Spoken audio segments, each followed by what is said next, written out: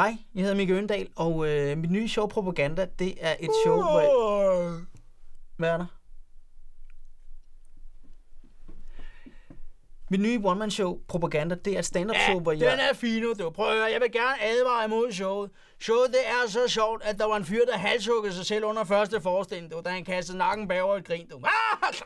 Slut. Finito. Kaput. Ja, det passer sig ikke helt. Gud gør det så.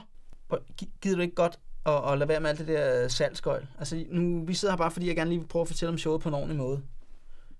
Nå, hvad nu det? Hvor kommer alle de krummer fra? Nå ja, det er sgu da fordi, du har tabt småkagerne, mand. Prøv, det her, det er internet. Det er hurtig kommunikation. Det er det folk, de vil have. De vil ikke høre på dit højpande pis. Sæt i gang. Ja. Gider du ikke godt bare at lade være? Nej, kom i gang. Tak.